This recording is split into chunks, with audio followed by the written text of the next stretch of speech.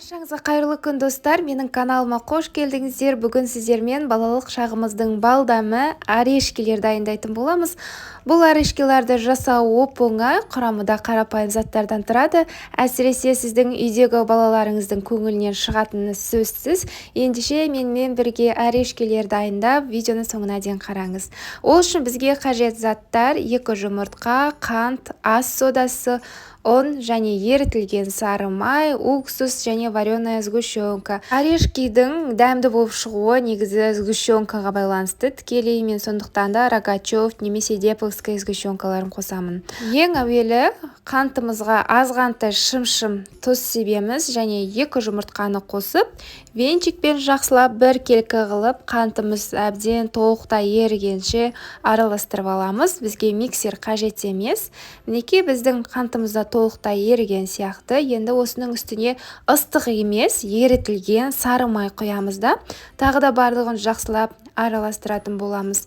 Бұл орешкелермен мен өзім негізінен бұрын заказдар қабылдайтынмын, өте дәмді шығады. Енді ас содасының үстіне 1 шай қасық уксус қосып, ас содамызды тұндырып аламыз. Осылай араластырамыз. Ас содасы бізде көпіреді. Енді осыны жаңағы массамызға қосып, тағы да венчикпен жақсылап араластырып аламыз. Енді әрі қарай біз аз-аздан ұнымызды себетін боламыз. Ұнның барлығын бірден қосып жібермейміз. Өзіңіздің қамырыңыздың ыңғайына қарай бірнеше бөліктерге қоса отырып, ең әуелі венчикпен араластырдым. Әрі қарай қолмен араластырып, жып-жұмсақ қамыр илейтін боламыз. Ұнның мөлшерін мен видеоның астындағы описаниеге 440 грамм плюс-минус деп жазып кетемін. Яғни сізде 440 граммнан сәл көбіректе болуы мүмкін, одан азырақ та болуы мүмкін. Қосатын ұныңыз, мен өзім жалпы 440 грамм қостым осы орешкиді жасауға.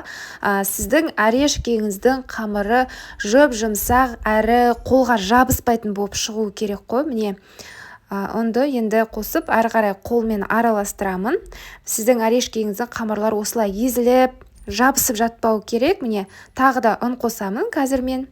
Содан бірыңғай жып-жұмсақ, сіздің тіпті ыдысыңызға да жабыспайтын осындай майлы қамыр илейтін боламыз. Мінекей осындай қамыр пайда болады сізде.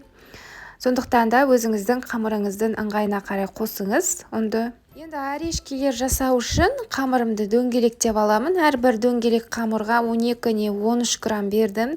Қамырыңыз сіздің жетпей қалғаннан артығымен сәл болғаны жақсы. Азар болса жан-жағын кесіп тастайтын боламыз. Орешкелердің 12 грамм, 13 грамм, 14 граммнан бердім.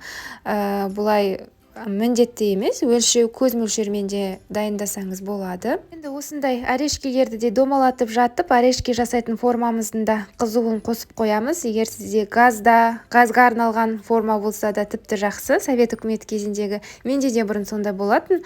Қазір осындай Редмондтікін алдым.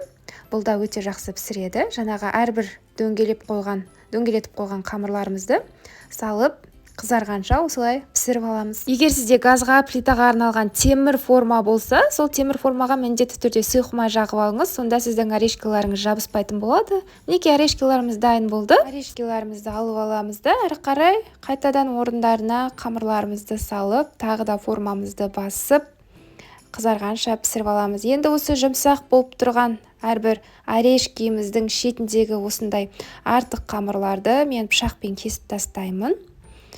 Бұлай жетпей қалғаннан көрі негізінен осылай артық болғаны жақсы. Орешкелеріміздің қамыры. Және осы артылған қамырларды мен алып, осылардан муравейникте жасап тастаймын өзім негізі.